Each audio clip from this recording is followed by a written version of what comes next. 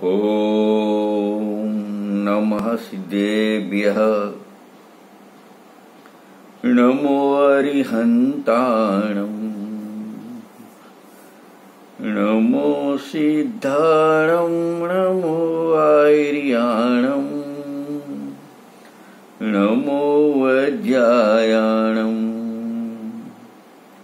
नमो लोये सवसाहुणम् नत्वा जिनेन्द्रं गतिसर्वदोषम् सर्वज्ञदेवं हितदर्शिकं च श्रीजैनसिद्धान्त प्रवेशिकेयम् विरच्यते सर्वदियां हिताय। आदरणीय पंडित श्री गोपालदास जी बरियाकृत श्री लघु जैन सिद्धांत प्रवेशिकाનો સ્વાધ્યાય ચાલે છે। એમાં ચોથો અધ્યાય ચાલી રહ્યો છે। એમાં ગુણસ્થાન અંતર્ગત આપણે 1 થી 10 ગુણસ્થાનની ચર્ચા કરી। આજે આપણે 11મું ઉપશાંતમું ગુણસ્થાન છે તેની ચર્ચા કરીશું અને આ લઘુ જૈન સિદ્ધાંત પ્રવેશિકાના 542 થી 545 સુધીના પ્રશ્નોની પણ એમાં ચર્ચા આવવાવાળી છે। આ 11મું ગુણસ્થાન છે એનું નામ ઉપશાંત મોહ છે। જે 10મા ગુણસ્થાનનું નામ સૂક્ષ્મ સાંપ્રાય હતું, 11મા ગુણસ્થાનનું નામ છે ઉપશાંત મોહ છે। શ્રેણીના જે 4 ગુણસ્થાન છે ઉપશમ શ્રેણીના, એનું અંતિમ ગુણસ્થાન છે ઉપશમ શ્રેણીનું। અને એટલે કે 8મા ગુણસ્થાનથી શ્રેણી ઉપશમક મુનિ ચડ્યા, 8મું 9મું 10મું અને 11મા ગુણસ્થાનમાં આવતા પછી આગળ એમને શ્રેણી સંબંધી કંઈ નવું કામ નથી કરવાનું। આ ગુણસ્થાનમાં આવ્યા પછી એમને આ જે શ્રેણી ચડ્યા હતા ઉગ્ર પુરુષાર્થપૂર્વક, એનું ફળ જે પૂર્ણ વિતરાગતા છે એ પૂર્ણ વિતરાગતાની આ ગુણસ્થાનમાં એમને પ્રાપ્તિ થાય છે। એટલે કે એમને શ્રેણી નથી પણ શ્રેણીનું ફળ આ ગુણસ્થાનમાં હોય છે। જે એના પ્રતિપક્ષી કર્મોની વાત કરીએ, ચારિત્ર મોહની કર્મની પ્રકૃતિઓની, તો 8મા ગુણસ્થાનના પહેલા સમયથી એમને જે આ કર્મ પ્રકૃતિઓનો ઉપશમ કરવાની શરૂઆત કરેલી અને જે એની પૂર્ણતા એમને 9મામાં એનો ઉપશમ થાય છે અને 10માના અંત સમયમાં જે સૂક્ષ્મ લોભ નામની કસાયનો ઉપશમ થાય છે। તો એ 10મા ગુણસ્થાનના અંતમાં કે 11મા ગુણસ્થાનના પહેલા સમયમાં આ બધા કર્મોનો ઉપશમ થઈ જાય છે એમ કહો, ચાહે 10માના અંતમાં ઉપશમ થઈ જાય છે એમ કહો કે 11મા ગુણસ્થાનના પહેલા સમયમાં બધી કર્મ પ્રકૃતિઓની ઉપશમ થઈ જાય એમ કહો, એ બંને એક જ વાત છે। એનું કારણ એ છે કે સૂક્ષ્મ લોભ કષાય જે 10માના અંતમાં થાય છે એ સૂક્ષ્મ લોભ કષાયનો અંત એટલે એનો વ્યય કહો કે જે આ વિતરાગતા થાય છે પૂર્ણ વિતરાગતા, એનો ઉત્પાદ કહેવું। તો ઉત્પાદ વ્યય બંને એક જ સમયવર્તી છે, એટલે બંને એક જ સમયમાં હોય છે એવું જ વસ્તુનું ત્રિકાર સ્વરૂપ છે। એટલે તમે એમ પણ કહી શકો કે જે એ કષાયનો ઉપશમ 10માના અંતમાં થયો એમ કહો તો એ ચાલે, અને 11મા ગુણસ્થાનના પહેલા સમયમાં કહો એમ કહો તો પણ ચાલે। બીજું કે જે અંતના 4 ગુણસ્થાન છે, એટલે કે 11મું ગુણસ્થાન, 12મું ગુણસ્થાન, 13મું ગુણસ્થાન અને 4મું ગુણસ્થાન, એ ચારેય ગુણસ્થાન પૂર્ણ વિતરાગતાના ગુણસ્થાન છે। એટલે આ 11મું જે ગુણસ્થાન છે એની અંદર 8 કર્મોની સત્તા તો છે, સત્તાની વાત કરું, સત્તા તો 8 કર્મની છે, છતાં પણ પૂર્ણ વિતરાગતા થવાથી આ 11મા ગુણસ્થાન વર્તી મુનિરાજ પૂર્ણ સુખી થઈ ગયા છે। એટલે કોઈને એમ પ્રશ્ન થાય કે આ 11મા ગુણસ્થાનમાં 8 કર્મની સત્તા છે અને એક મોહની કર્મને છોડી અને બાકીની 7 કર્મનો તો ઉદય પણ હોય છે, છતાં ગુણસ્થાન વર્તી ઉપશાંત મોહી મુનિરાજ પૂર્ણ સુખી કેવી રીતે હોઈ શકે એવો પ્રશ્ન થાય। ફરી પ્રશ્ન તમે સમજો કે આ ઉપશાંતમું 11મું ગુણસ્થાન છે, એમાં સત્તા 8 કર્મોનું છે અને ઉદય જુઓ તો એક મોહની કર્મને છોડીને બાકી 7 કર્મનો ઉદય પણ છે, તો આવું હોવા છતાં આ ઉપશાંત મોહી મુનિરાજ 11મા ગુણસ્થાનમાં જે કીધું કે પૂર્ણ સુખી છે તે પૂર્ણ સુખી કેવી રીતે હોઈ શકે?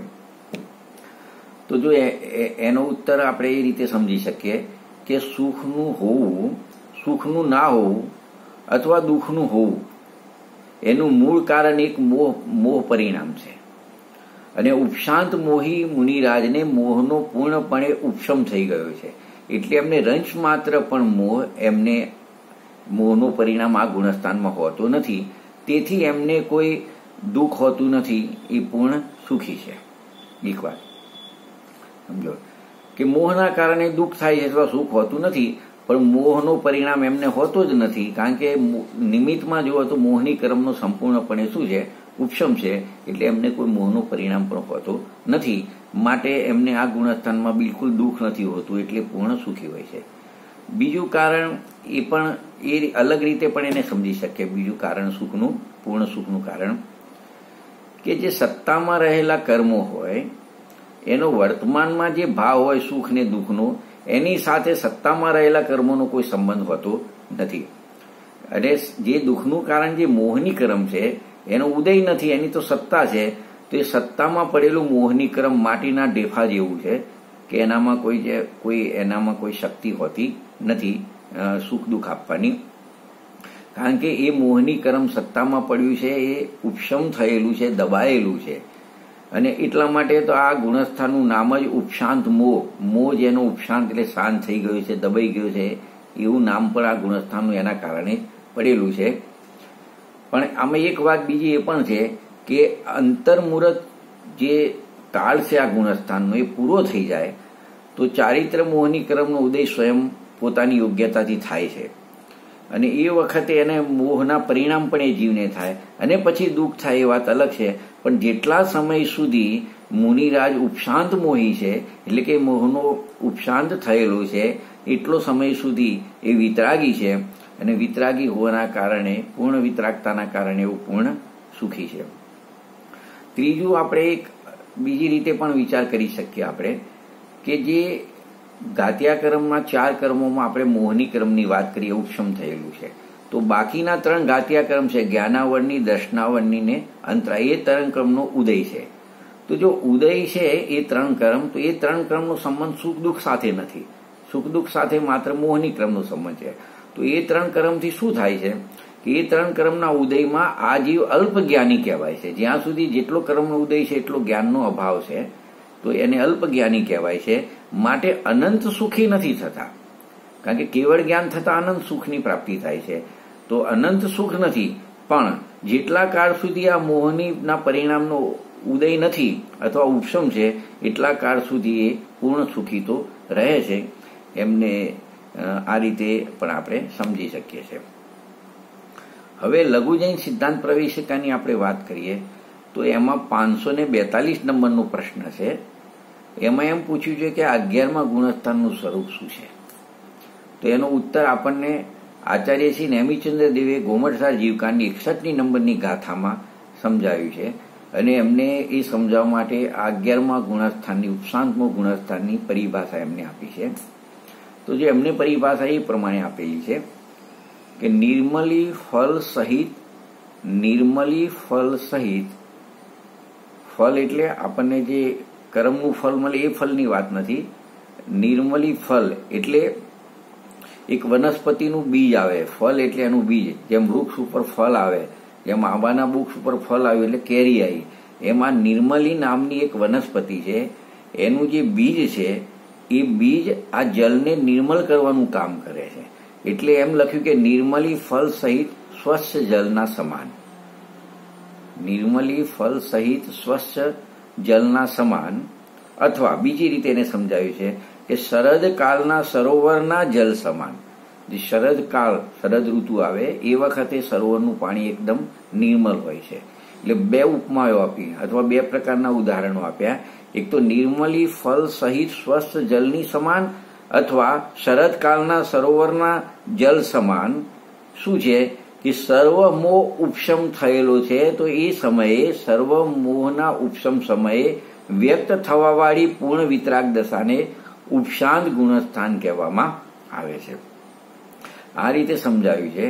એટલે આ પરિભાષાનું પહેલું દ્રષ્ટાંત જોઈએ તો જે કતક ફલ અથવા નિર્મલી ફલ કીધું, એટલે કતક ફલ એ નિર્મલી નામની એક વનસ્પતિ છે અને એના ઉપર જે ફલ થાય છે એને કતક ફલ કહેવામાં આવે છે. એ જલમાં નાખવામાં આવે તો એ જલની શુદ્ધિ થઈ જાય છે, જલ નિર્મળ થઈ જાય છે. તો એ આ કતક ફલથી જલને નિર્મળ કરેલું છે. તો જો નિર્મળ કર્યું પણ આ ગુણસ્થાન સમજાવવું છે ને, તો જ્યારે શાયિક નિર્મળ થશે એ પ્રમાણે નહીં હોય. નિર્મળતા તો એટલી જ હશે પણ ત્યાં તો કર્મનો સત્તામાંથી નાશ થયેલો છે અને અહીંયા કર્મ દબાયેલું છે નીચે. એટલે કે કતક ફલથી જ્યારે જલને નિર્મળ કરવામાં આવે છે તો જે મેલ હોય છે, કચરો હોય છે, નીચે બેસી જાય છે, નીચે દબાયેલો હોય છે. એટલે એની સત્તા તો રહેશે, કચરાની મેલની સત્તામાંથી દૂર થતો નથી. તો આ પહેલા દ્રષ્ટાંતનો ભાવ છે કે આ ગુણસ્થાનમાં પણ જે સુખ અથવા વિતરાગ ભાવના પ્રતિપક્ષી મોહની કર્મ છે એની સત્તા છે નીચે દબાયેલી છે, એનો અભાવ થયો નથી. ત્યાં જેમ કતક ફલ છે એમ અહીંયા ઉપસમ શ્રેણી જીવ ચડે છે અને એના ઉપસમ શ્રેણી યોગ પુરુષાર્થ કરેલું છે. તો આ બધી જે પ્રતિપક્ષી કર્મો છે એ દબાઈ ગઈ છે, નીચે બેસી ગઈ છે અને નીચે બેસી ગઈ છે છતાં પણ પરિણામમાં એકલી વિતરાગતા હોય છે, પૂર્ણ નિર્મળતા હોય છે. તો પહેલા દ્રષ્ટાંતનો ભાવ આ છે. બીજા દ્રષ્ટાંતનો ભાવ શરદ કાળનું સરોવર લીધું. તો એ વખતે પણ શરદકાળના સરોવરનું જલ તો નિર્મળ લીધું, તમે નિર્મળ લીધું, કેમ કે એ નિર્મળ જલ છે એની સ્વચ્છતામાં પોતાનું મુખ દેખી શકાય એટલું એની સ્વચ્છતા હોય છે જલની. અને ચંદ્રમાં હોય તો ચંદ્રમાનું પ્રતિબિંબ પણ અંદર દેખાય એટલી સ્વચ્છતા હોય છે. છતાં પણ એ સરોવરમાં નીચે જુઓ તો કાદવ કીચડનું અસ્તિત્વ હોય છે.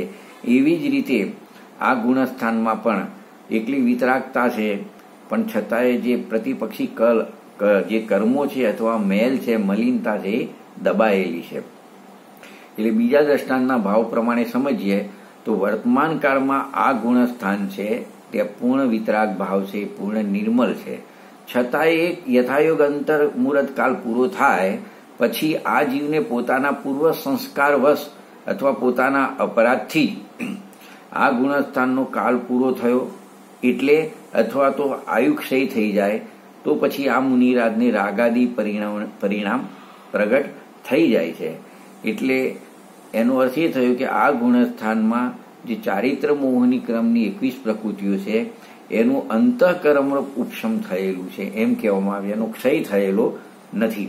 એટલું આ પરિભાષા ઉપરથી નક્કી થાય છે અને આવું આ ગુણસ્થાનનું સ્વરૂપ છે. તો આપણને એમ થાય કે આ ચારિત્ર મોહની ક્રમની પ્રકૃતિઓનો અંતઃકર્મ ઉપશમ થયો એટલે કે અંતરકર્મ રૂપ ઉપશમમાં શું થતું હશે, અંતઃકર્મ રૂપ ઉપશમ કોને કહેવાય એવો પ્રશ્ન થાય. તો આપણે એને સમજીશું, અંતઃકરણ રૂપ ઉપશમને આપણે સમજીશું. તો જો આપણે આગળ જોયેલું કે ત્રિકરણ જોયા હતા. ત્રિકરણ એટલે 3 પ્રકારના કરણના પરિણામ જીવના: અધઃકરણ, અપૂર્વકરણ ને અનિવૃત્તિકરણ. તો આ અધઃકરણ આદિ જે ત્રિકરણના પરિણામ થયા તો એના દ્વારા ઉપશમ વિધાનથી અનંતાનુબંધિત ચતુષ્ટય વગર એને બાજુમાં રાખો. 25 પ્રકૃતિઓ છે ને એમાંથી અનંતાનુબંધીને બાકી રાખો તો બાકી કેટલી રહી? 21 રહી. તો એના વગરની મોહની કર્મની જે 21 કર્મ પ્રકૃતિ છે એની ઉપશમ ના થાય છે. આ અધઃકરણ આદિ 3 કરણ દ્વારા ઉપશમ વિધાનથી અનંતાનુબંધી 4 કર્મ પ્રકૃતિ સિવાયની બાકીની 21 પ્રકૃતિ કઈ રીતે થઈ? અપ્રત્યાખાનાવરણની 4, પ્રત્યાખાનાવરની 4, સ્વંદલનની 4, એટલે 4 તરી 12 એ થઈને 9 નું કસાય. આ 21 પ્રકૃતિઓને ઉપશમ ના થાય છે એટલે એ કર્મોને ઉપશમ કરવામાં આવે છે. એની ઉદયનો અભાવ કરવામાં આવે છે. એટલે સત્તા તો એની હોય છે પણ ઉદયનો અભાવ થાય એવી ઉપશમ ના કરવામાં આવે છે. એને પ્રસત ઉપશમ કહેવામાં આવે છે અને આ પ્રસત ઉપશમ થયું એને જ અંતરકરણ રૂપ ઉપશમ પણ કહેવામાં આવે છે. બીજી રીતે સીધી સાદી ભાષામાં આને સમજવું હોય તો આગામી કાળમાં એટલે ભવિષ્યમાં ઉદય આવવા યોગ્ય જે કર્મ પરમાણુ હોય છે એને જીવના વિશેષ પરિણામથી આગળ પાછળ ઉદયમાં આવવા યોગ્ય કરવામાં આવે છે. એને અંતરકર્મ ઉપશમ કરવામાં આવે છે. એટલે આગળ પાછળ ઉદયમાં આવવા યોગ્ય કરવામાં આવે છે. એને પણ હજુ સમજવું હોય તો જે આ ચારિત્ર મોહની ક્રમની 21 પ્રકૃતિઓ છે તો જે આખો ઉદયકાલ હોય એના વચ્ચેનો સમય એવો થાય કે વચ્ચેના સમયના જે આ કર્મો હોય એને ઉપર કે નીચે એને વહેંચી દેવામાં આવે છે. એટલે વચ્ચેનો સમય એનાથી રહિત કરવામાં આવે છે, 21 કર્મ પ્રકૃતિના ઉદયથી રહિત કરવામાં આવે છે. એ વખતે કોઈ ચારિત્ર મોહની કર્મનો ઉદય જ નથી થતો, તો એના કારણે જીવને ક્ષાયિક ચારિત્ર જેવું પૂર્ણ વિતરાગ ચારિત્ર થઈ જાય છે. પણ આ ચારિત્રને ઉપશમ થયેલો છે કર્મોને માટે ઉપશમિક નિર્મલ પૂર્ણ વિતરાગ ચારિત્ર કહેવામાં આવે છે. હવે આ ગુણસ્થાનના પૂરા નામનો વિચાર કરીએ અને નામ પ્રમાણે જે શબ્દો છે એનું સ્પષ્ટીકરણ કરીએ તો એ આ પ્રમાણે થઈ શકે છે કે જો આ 11મા ગુણસ્થાનને આપણે ટૂંકમાં ઉપશાંત મોહ ગુણસ્થાન કહીએ છીએ, પણ એનું પૂરું નામ વિચારીએ તો ઉપશાંત કષાય વિતરાગ છદ્મસ્થ. ઉપશાંત કષાય અને વિતરાગ છદ્મસ્થ આવું આખું પૂરું નામ છે. એ નામમાં જે શબ્દો આવ્યા એનું આપણે સ્પષ્ટીકરણ કરીએ અથવા ખુલાસો કરીએ તો પહેલા ઉપશાંત કષાયનો અર્થ કરીશું.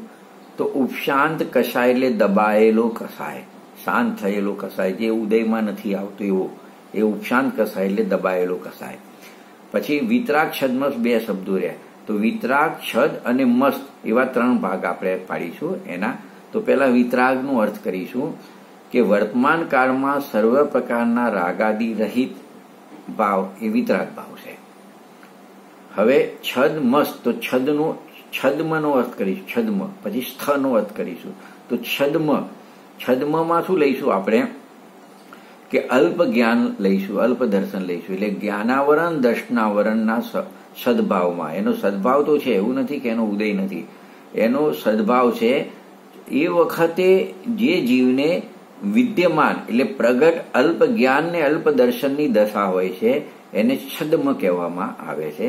અને સ્થ એટલે સ્થિત રહેવા વાળા, એટલે કે જ્ઞાનાવરણ દર્શનાવરણના સદભાવમાં પણ સ્થિત રહેવા વાળા એવા જીવો જે હોય છે એની આ વાત છે. એટલે આપણે આ કથનનો પૂરો અર્થ એવી રીતે કરીશું કે આ ગુણસ્થાન તો મુનિરાજના ગુણસ્થાન છે. એટલે 11મું ગુણસ્થાન મુનિરાજ શું છે? એટલે આ ગુણસ્થાનમાં મુનિરાજને જે સર્વ પ્રકારની કસાયો ઉપશાંત થઈ જવાથી વર્તમાનમાં સર્વ રાગાદીનો અભાવ રૂપ વિતરાગતા પ્રગટ થઈ છે, છતાં પણ જ્ઞાનાવરણ આદિકનો ક્ષયોક્ષમ થવાથી એ છદ્મસ્થ અથવા અલ્પજ્ઞ છે, અલ્પ જ્ઞાની અલ્પ દર્શન વાળા છે. એમ એ આખો નામ પ્રમાણે એનો અર્થ થાય છે. એમાં કેટલી વસ્તુ બતાવી કે સર્વ પ્રકારની કસાયોનો ઉપશાંતતા બતાવી, અને સર્વ કસાયોનો ઉપશાંત બતાવ્યો નિમિત્તમાં તો રાગાદી ભાવનો અભાવ બતાવ્યો, રાગાદી ભાવનો અભાવ બતાવ્યો તો પૂર્ણ વિતરાગતા બતાવી, પૂર્ણ વિતરાગતા બતાવી છતાં પણ જ્ઞાનાવરણ દર્શનાન અંતરાય ક્રમનો ક્ષયોક્ષમ બતાવ્યો, એનાથી અધૂરી દશા બતાવી, છદ્મસ દશા બતાવી, અલ્પજ્ઞતા બતાવી. તો આ પ્રમાણે એનો આખો અર્થ કર્યો. હવે જે આ 11મું ઉપશાંતમું ગુણસ્થાન છે એનો સમ્યક્ત્વ અપેક્ષાએ આપણે વિચાર કરીએ તો અહીંયા મુનિરાજને કાં તો દ્વિતીયોક્ષમ સમ્યક્ત્વ હોય અથવા ક્ષાયિક સમ્યક્ત્વ હોય. આ બંને સમ્યક્ત્વમાંથી કોઈ પણ એક સમ્યક્ત્વ આ 11મા ગુણસ્થાન વર્તી મુનિરાજને હોય છે.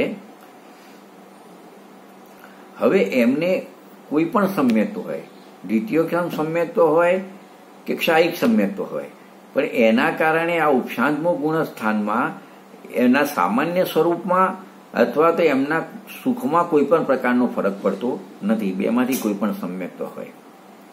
હવે ચારિત્રનો વિચાર કરીએ. આ ઉપશાંતમું ગુણસ્થાનનો 11મા ગુણસ્થાનમાં ચારિત્ર અપેક્ષાએ વિચાર કરીએ તો જો એમાં ચારિત્ર ગુણ છે એની પ્રતિપક્ષી ચારિત્ર મોહની કર્મ છે. તો ચારિત્ર મોહની કર્મની જે કર્મની પ્રકૃતિઓ છે એમાં આપણે અનંતાનુબંધી કસાયને પહેલા છૂટી પાડીશું. તો જે આ ઉપશાંત મોહી ક્ષાયિક સમ્યક દ્રષ્ટિ જીવ છે એમની વાત કરીએ, આ ગુણસ્થાનમાં રહેલા ક્ષાયિક સમ્યક દ્રષ્ટિ જીવને તો અનંતાનુબંધી કસાયનો અભાવ થયેલો છે. એ ક્યારે થયો કે એમને જયારે ક્ષાયિક સમ્યક્ત્વ પ્રગટ કર્યું એ પહેલા ચારિત્ર મોહની કર્મની, ચારિત્રનો વિચાર કરીએ છીએ ને તો અનંતાનુબંધી 4 કસાયનું એમને ક્ષાયિક સમ્યક્ત્વ થયા પહેલા જ એમને વિસંયોજના કરી દીધી છે.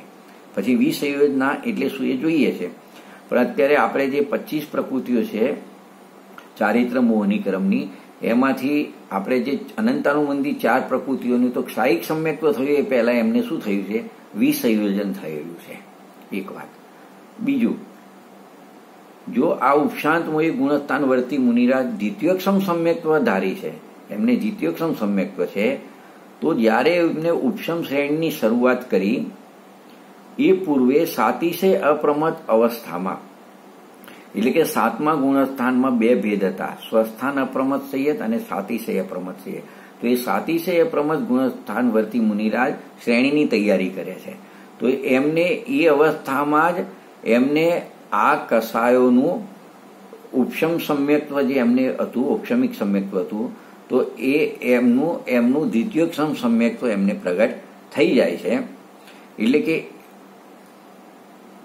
એ સમયે એમને જે અનંતાનુબંધી ચતુષ્ટયની કાં તો એમની વિસંયોજના થઈ જાય છે અથવા એમનો સદઅવસ્થારૂપ ઉપશમ રહે છે, અને સદઅવસ્થારૂપ ઉપશમ રહે છે અને એમને દ્વિતીયોક્ષમ સમ્યક્ત્વની એમને શું થઈ જાય છે, પ્રાપ્તિ થઈ જાય છે. તેથી આપણે આ 11મા ગુણસ્થાનમાં દ્વિતીયોક્ષમ સમ્યક્ત્વ મુનિરાજની અપેક્ષાએ વિચાર કરીએ તો એમને આ અનંતાનુબંધીની સત્તા હોય પણ ખરી, અને ક્ષાયિક સમ્યક્ત્વ મુનિરાજની અપેક્ષાએ વિચાર કરીએ તો અનંતાનુબંધી કસાયની સત્તા હોતી નથી. તો આપણને પ્રશ્ન થાય કે આ વિસંયોજન થાય, જે ક્ષાયિક સમ્યક દ્રષ્ટિ મુનિરાજો છે એમને અનંતાનુબંધીનું વિસંયોજન થયું, તો વિસંયોજનમાં શું થતું હશે, અથવા વિસંયોજન કોને કહેવામાં આવે છે. તો જો ટોટલ 25 કર્મ પ્રકૃતિઓ છે ચારિત્ર મોહની, એમાં અનંતાનુબંધીની જે 4 પ્રકૃતિઓ છે એ 4 કષાયો, અનંતાનુબંધી ક્રોધ, માન, માયા, લોભ, એ 4 કષાયોનો અપ્રત્યાખાનાવરણ આદિ 12 કષાય અને હાસ્ય આદિ 9 કષાયોમાં પરિણમિત થઈ જવું, અનંતાનુબંધીનું અનુભાગ ઘટીને એમાં પરિણમિત થઈ જવું, એને વિસંયોજન કહેવામાં આવે છે. આવું વિસંયોજનનું કાર્ય ક્યારે થાય કે ચોથા ગુણસ્થાનથી શરૂ થાય, તો ચોથામાંય થઈ શકે, 5મામાંય થઈ શકે, અને 7મા ગુણસ્થાન સુધી ક્યાંય પણ આવું કાર્ય વિસંયોજનનું થઈ શકે છે. એટલે કે અને જીવ ક્ષાયિક સમ્યક્ત્વની પ્રાપ્તિ પણ કરી શકે છે. બીજું, આ ઉપશાંતમુખ ગુણસ્થાનના પ્રથમ સમયથી, પહેલા સમયથી ઔક્ષમિક ચારિત્ર એમને પ્રગટ થાય છે, અને એનું બીજું નામ ઔક્ષમિક અથાખા ચારિત્ર પણ એમને કહેવામાં આવે છે. અને આ ગુણસ્થાનના પહેલા સમયથી અંતિમ સમય સુધી એક જ પ્રકારની વિતરાગતા, નિર્મળતા કે શુદ્ધિ એમને હોય છે. તેથી આ ઔક્ષમિક યથાખાત ચારિત્ર પણ એક જ પ્રકારનું હોય છે, કારણ કે એમને એક જ પ્રકારની, બધાને કેટલા પણ મુનિરાજ હોય બધાને એક જ પ્રકારનું યથાખાત ચારિત્ર અથવા વિતરાગતા હોય છે. હવે મોહ પરિણામનો અભાવ અને પ્રગટ વિતરાગતા, એમને મોહના પરિણામ હોતા નથી અને પ્રગટ વિતરાગતા હોય છે. માત્ર આટલી જ વિવક્ષાથી આપણે 11મા ગુણસ્થાનનો વિચાર કરીએ અને એમનું જે ઔક્ષમિક યથાખાત ચારિત્ર છે એને આપણે જોઈએ તો એમને કોઈ પણ મોહ પરિણામ હોતો નથી, અને એમની વિતરાગતા જેટલી હોય છે એની સામે 12મું, 13મું ગુણસ્થાન ને 14મા ગુણસ્થાનનો વિચાર કરીએ ત્યાં ક્ષાયિક યથાખાત ચારિત્ર છે. 11મા ગુણસ્થાનમાં એમને ઔક્ષમિક યથાખાત ચારિત્ર છે, 11માંથી ઉપર 12મા, 13મા, 14માં ક્ષાયિક યથાખાત ચારિત્ર છે, પણ એની અંદર મોહ પરિણામ જોઈએ તો કોઈને નથી, અને વિતરાગ ભાવ જોઈએ તો એમાં તલ માત્રનું પણ અંતર હોતું નથી. વિતરાગતા બધાની કેવી હોય છે, સરખી હોય છે. તો ફેર શું હોય છે, ફેર એટલો જ હોય છે કે આ 11મા ગુણસ્થાન મોહની ક્રમની સત્તા હોય છે, અને 11મા ગુણસ્થાનની આગળના ગુણસ્થાનમાં મોહની ક્રમની સત્તા હોતી નથી. પણ જો એ 11મા ગુણસ્થાનમાં સત્તા હોય છે પણ એના ઉદયનો શું હોય છે, અભાવ હોય છે. એટલે અને ત્યાં ક્ષય હોય છે, એટલે સત્તા એ નથી ને ઉદય નથી. અહીંયા સત્તા છે પણ ઉદય નથી. આટલો જ એમનામાં ફેર જોવામાં આવે છે. બીજું કે આ 11મા ગુણસ્થાનમાં જગન્ય, મધ્યમ, ઉત્તમ એવા ભેદ પડી શકે છે આ ગુણસ્થાનના. અને 12મા ગુણસ્થાનની વાત કરીએ તો 12મા ગુણસ્થાનમાં આવા કોઈ ભેદ હોતા નથી. બીજું કે 12મા ગુણસ્થાનવર્તી જે મુનિરાજ હોય તો એમનો કાળ પૂરો થાય તો નિયમથી સહયોગ કેવડી બની જાય છે, અને 11મા ગુણસ્થાનનો કાળ પૂરો થાય અથવા એમનો આયુનો ક્ષય થઈ જાય તો આ ગુણસ્થાનવર્તી મુનિરાજ નીચે ઉતરે છે શ્રેણીમાંથી. જે શ્રેણી ચડીને 11મા ગુણસ્થાનમાં આવ્યા તો 11મા ગુણસ્થાનથી પાછા નીચે પડી જાય છે. એટલે મોક્ષમાર્ગ પ્રકાશકના 265 નંબરના પેજ ઉપર આ બાબતમાં આ વિષયમાં એક વાત સ્પષ્ટ કરેલી છે કે જુઓ પરિણામની વિચિત્રતા. જુઓ પરિણામોની વિચિત્રતા. કોઈ જીવ તો 11મા ગુણસ્થાનમાં, આજે 11મા ગુણસ્થાનની ચર્ચા ચાલે છે ને, 11મા ગુણસ્થાનમાં યથાખાત ચારિત્ર પ્રાપ્ત કરીને ફરી મિથ્યા દ્રષ્ટિ થઈ જાય છે અને કિંચિત ન્યૂઝ અર્ધ પૂતગલ પરાવર્તન કાળ સુધી સંસારમાં રખડે છે. જુઓ, આ જે મુનિરાજ 11મા ગુણસ્થાનમાં આવ્યા, આપણે એક અપેક્ષાએ જોયું તો 12મા, 13મા, 14મા ગુણસ્થાનની વિતરાગતામાં અને આમની વિતરાગતામાં કોઈ ફરક હોતો નથી. આટલે સુધી પહોંચેલા મુનિરાજ ફરી પાછા મિથ્યા દ્રષ્ટિ થઈ જાય અને કિંચિત ન્યૂન અર્ધ પૂતગલ પરાવર્તન કાળ સુધી સંસારમાં રખડે છે. એની સામે નિગોદના જીવને સરખાયા છે કે કોઈ નિત્ય નિગોદથી નીકળે મનુષ્ય થાય અને મિથ્યાત્વ છોડી દે છે અને અંતર્મુહૂર્તના કાળમાં કેવળ જ્ઞાન પ્રગટ કરી શકે છે.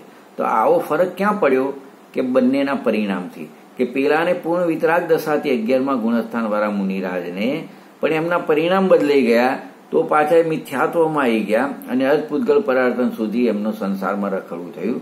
અને જો પરિણામ નિત્ય નિગોદના જીવના પરિણામ બદલાઈ ગયા તો નિગોદમાંથી નીકળ્યા મનુષ્ય થયા, મનુષ્ય થઈ મિથ્યાત્વ છૂટી અંતર્મુહૂર્ત કાળમાં કેવળ જ્ઞાનની પણ પ્રાપ્તિ કરી લીધી.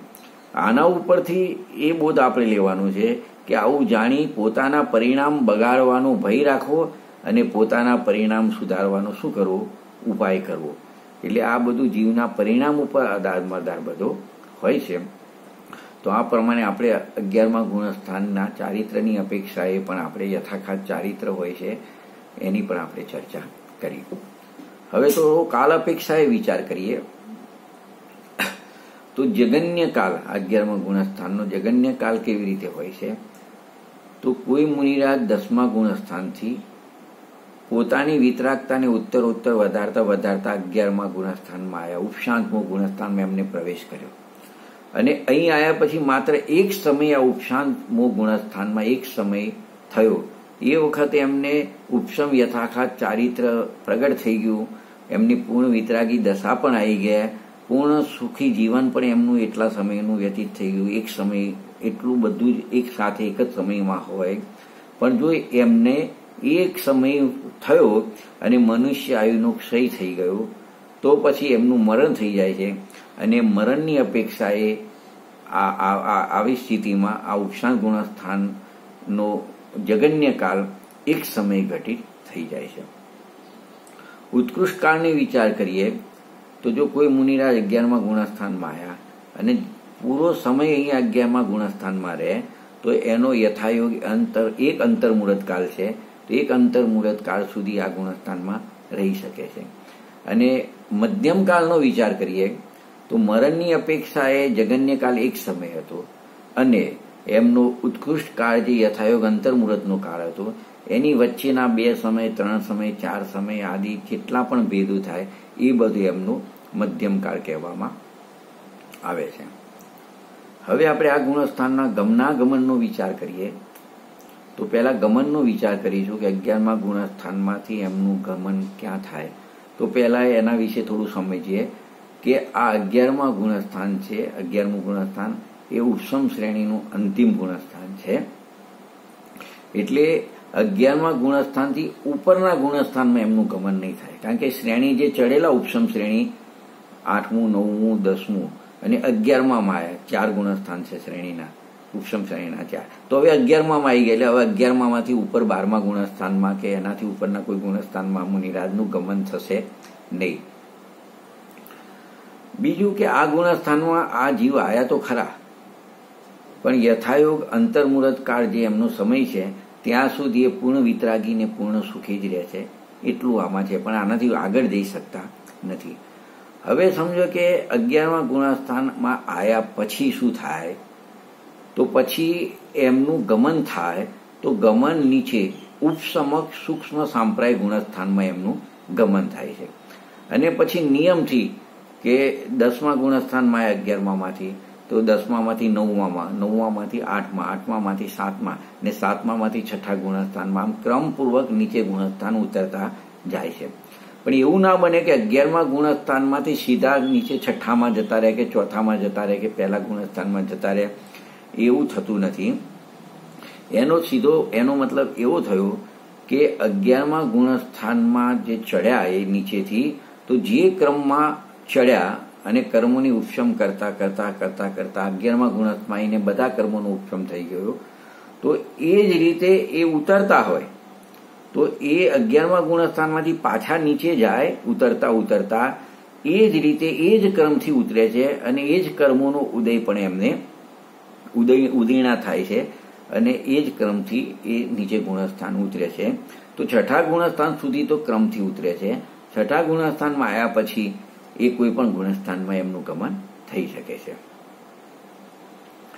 બીજું, આ ઉપશમક ગુણસ્થાન વર્તી મુનિરાજ છે, 11મા ગુણસ્થાન મુનિઓ છે, એ શ્રેણી ચડતા હોય. તો શ્રેણી ચડતા હોય તો 8મા ગુણસ્થાનમાં જ્યારે આવ્યા હોય તો પ્રથમ ભાગમાં એમનું મરણ થતું નથી. અને પ્રથમ ભાગ છોડીને કોઈ પણ એટલે એમના ઉપરના આગળના ગુણસ્થાનમાં એમનું મરણ થવાનું હોય તો એ ગુણસ્થાનમાં મરણના અંતિમ સમય સુધી એનું એ જ ગુણસ્થાન રહે. અને જેવું એમનું મરણ થઈ જાય કોઈ પણ ઉપરના ગુણસ્થાનમાં, એટલે 8મામાં થઈ શકે પણ પ્રથમ ભાગ છોડીને, 9મામાં પણ થઈ શકે, 10મામાં પણ થઈ શકે, તો એમનું મરણ થાય તો એ મરણ થતા એ વિગ્રહ ગતિના પહેલા સમયમાં 4થા ગુણસ્થાનમાં એમનું ગમન થઈ જતું હોય છે. હવે આગમનની વાત કરીએ કે કયા ગુણસ્થાનમાંથી એમનું આગમન આ ગુણસ્થાનમાં થાય છે, તો આ મુનિરાજને ઉપર જવાનો તો પ્રશ્ન જ નથી, એટલે ઉપરથી પાછું આવવાનું તેમને થતું નથી. પણ નીચેથી નિયમથી 10મા ઉપશમક સૂક્ષ્મ સાંપ્રાય ગુણસ્થાનમાંથી એમનું 11મા ગુણસ્થાનમાં આગમન થાય છે. હવે 11મા ગુણસ્થાનનો ભેદ અપેક્ષાએ વિચાર કરીએ તો જે 8મા ગુણસ્થાનમાં, 9મા ગુણસ્થાન ને 10મા ગુણસ્થાનમાં ઉપશમક અને ક્ષપક એવા જે બે ભેદ હતા, તો આ 11મા ગુણસ્થાનમાં એવો કોઈ ભેદ નથી. આ ગુણસ્થાનમાં માત્ર એક જ પ્રકાર છે, ઉપશાંત મોહ ગુણસ્થાન, એવો એક જ પ્રકાર પડે છે, આમાં કોઈ ભેદ પડતા નથી. બીજું, આ ગુણસ્થાનની વિશેષતાઓનો આપણે વિચાર કરીએ તો એમાં કેટલીક વિશેષતાઓ છે. તેમાં પહેલી વિશેષતા આપણે જોઈએ તો અહીંયા સમજો કે આશ્રવ હોય કે ના હોય, તો જો આશ્રવ બે પ્રકારના હોય છે, એક ઈયાપથ આશ્રવ અને એક ઈયાપથ આશ્રવ અને એક સાંપ્રાયિક આશ્રવ. તો જે અને ઈયાપથ આશ્રવ જે છે એનો અહીંયા યોગ સાથે સંબંધ છે. તો સમજો કે અહીંયા યોગ હોય છે પણ કસાય હોતી નથી, એટલે આ યોગ સહિત પણ કસાય રહિતનું 11મું ગુણસ્થાન છે. તો આ 11મા ગુણસ્થાનમાં કેવળ સાતાવેદનીય કર્મનો ઈયાપથ આશ્રવ હોય છે અને એની સ્થિતિ એક સમયની હોય છે અને એક સમયની સ્થિતિ પૂરી થઈ જાય છે એટલે એ કર્મ ઉદયમાં આવીને ખરી જાય છે. બીજી વાત કે અહીંયા સાંપ્રાયિક આશ્રવ હોતો નથી, કારણ કે આ ઉપશાંત મોહી મુનિરાજ છે, એને પૂર્ણ રૂપથી એક કસાય રહિત કસાયનો ઉપશમ કરી દીધો છે અને વિતરાગી થઈ ગયા છે, એટલે અહીંયા સાંપ્રાયિક આશ્રવો હોતો નથી. એમને હોય છે તો એક ઈયાપથ આશ્રવ હોય છે અને એમાં એક સાતાવેદની કર્મનો જ ઉદય હોય છે, એની સ્થિતિ એક સમયની હોય છે, તો એક સમયની સ્થિતિ પૂરી કરીને એ સાતાવેદની કર્મ ખરી જાય છે. તો આ ઈયાપથ આશ્રવને હજુ આપણે થોડું બીજી રીતે સમજવું હોય તો જેમ કોરી ભીત છે એના ઉપર આપણે કોરી ધૂળ નાખીએ તો એ ત્યાં ટકતી નથી, તરત જ તત્કાલ જમીન ઉપર પડી જાય છે. એવી રીતે જે યોગ છે, અહીંયા કસાય તો છે નહીં, તો યોગ છે, તો યોગથી જે કર્મોનું ગ્રહણ થાય એ કર્મો કસાયના અભાવમાં આત્માથી ચીપકતા નથી પણ તત્કાલ જ આત્માથી શું થઈ જાય છે, અલગ થઈ જાય છે. તો એવા કર્મના આશ્રવને ઈયાપથ આશ્રવ કહે. એટલે કર્મોનું આવું તો થાય છે, કર્મોનું આવું તો થાય છે, એટલે આશ્રવ તો થાય છે, પરંતુ યોગના કારણે આવું થાય છે, પણ કસાય નથી એટલે ત્યાં ચીપકતા નથી. કારણ કે કસાય હોય તેનો સ્થિતિને અનુભાગ બંધ થાય, યોગથી સ્થિતિ અનુભાગ થતો નથી. એટલે કસાય રહિત હોવાના કારણે એ ચીપકતા નથી અને આત્માથી છૂટા પડી જાય છે. એની આપત આશ્રવ કહેવામાં આવે છે. એટલે એ સંસારનું આગળ સંસાર વધવાનું કારણ પણ બનતા નથી. પણ સાંપ્રાયિક જે આશ્રવ હોય છે એ કસાય સહિત હોય છે, એટલે સંસાર પરંપરાનું કારણ હોય છે. પણ 11મા ગુણસ્થાનમાં સાંપ્રાયિક આશ્રવનો પ્રશ્ન હોતો નથી. બીજા નંબરની વિશેષતા આપણે જોઈએ તો પહેલા આપણે આશ્રવ તરફથી જોયું, ઈયાપત આશ્રવ તરફથી. હવે આપણે ઔક્ષમિક ભાવો તરફથી આની ચર્ચા કરીશું. તો ઔક્ષમિક ભાવ છે, એમાં આના બે ભાવ છે, ઔક્ષમિક સમ્યક્ત્વ અને ઔક્ષમિક ચારિત્ર. તો ઔક્ષમિક સમ્યક્ત્વ અને ઔક્ષમિક ચારિત્ર આ બંને પ્રકારના ઔક્ષમિક ભાવો આ 11મા ગુણસ્થાન સુધી રહે છે. ઉપરના ગુણસ્થાનમાં એ ભાવો હોતા નથી, કારણ કે ક્ષયિક ગુણસ્થાનો છે બધા, એટલા માટે. શ્રદ્ધા ગુણની અપેક્ષાએ આ ઔક્ષમિક સમ્યક્ત્વ જે હોય છે એ ચોથા ગુણસ્થાનથી શરૂ થાય છે અને 11મા ગુણસ્થાન સુધી આ ઔક્ષમિક સમ્યક્ત્વ રહી શકે છે. અને ઔક્ષમિક ચારિત્રનો વિચાર કરીએ, ઔક્ષમિક ચારિત્ર ભાવનો વિચાર કરીએ તો ઔક્ષમિક ચારિત્રનો ભાવનો પ્રારંભ તો 8મા ઉપશમક અપૂર્વ ગુણસ્થાનના પહેલા સમયથી ઔક્ષમિક ચારિત્ર ભાવ શરૂ થાય છે અને એની પૂર્ણતા આ 11મા ઉપશાંતમુખ ગુણસ્થાનમાં થાય છે.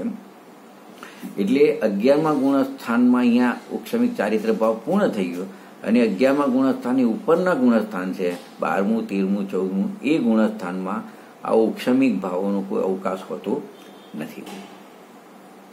ત્રીજી વાત, આની વિશેષતાનો વિચાર કરીએ તો આ 11મા ગુણસ્થાનમાં એક વિતરાગતા શબ્દ આવ્યો છે, છદ્મસ વિતરાગ એવો જે આપણે શબ્દ જોયો હતો, એનું પૂરું નામ જોયું તેમાં એ વિતરાગતા શબ્દ આવ્યો. વિતરાગ શબ્દ એ આદિ દીપક છે, કે અહીંયા પૂર્ણ વિતરાગતાની વાત છે. તો આ 11મા ગુણસ્થાનથી એની આદિ થાય છે પૂર્ણ વિતરાગતાની. એટલે કે 11મા ગુણસ્થાનમાં પણ પૂર્ણ વિતરાગ છે, 12મા ગુણસ્થાનમાં પણ વિતરાગ છે, 13મા ગુણસ્થાનમાં પણ પૂર્ણ વિતરાગ છે, 14મા ગુણસ્થાનમાં પણ વિતરાગ છે, અને ગુણસ્થાનાતીત સિદ્ધ ભગવાન હોય એના પછી એ પણ પૂર્ણ વિતરાગતા વાળા હોય છે. એટલે હવે ગુણસ્થાનની વાત કરીએ તો આપણે 11મા ગુણસ્થાનમાં પણ વિતરાગ ઉપશાંત મોહ એવું ગુણસ્થાનનું નામ એની આગળ વિતરાગ શબ્દ લાગે છે. 12મા ગુણસ્થાન ક્ષીણ મોહ છે, એની આગળ પણ વિતરાગ ક્ષીણ મોહ એવું નામ લાગી શકે છે. 13મું ગુણસ્થાન સયોગ કેવડી છે, એને પણ વિતરાગ સયોગ કેવડી એવું નામ આવી શકે છે. 14મું ગુણસ્થાન અયોગ કેવડીનું છે, તો એને વિતરાગ અયોગ કેવડી એવું નામ મળી શકે છે. અને ગુણસ્થાનાતીત સિદ્ધ ભગવાનને પણ વિતરાગ સિદ્ધ ભગવાન એવું નામ એમને મળી શકે છે. તો અહીંયા આપણે બધી ચર્ચા કરી. હવે જે આપણું શ્રી લઘુ જૈન સિદ્ધાંત પ્રવેશિકા છે, એ લઘુ જૈન સિદ્ધાંત પ્રવેશિકામાં બીજા 3 પ્રશ્નો મૂકેલા છે, 543 નંબર, 544 નંબર અને 545 નંબર. એ 3 પ્રશ્નોમાં જે દરેક વખતે પૂછેલા છે, એ 3 પ્રશ્નો પૂછેલા છે કે એ ગુણસ્થાનમાં બંધ, ઉદયને સત્તા કેટલી પ્રકૃતિની હોય છે.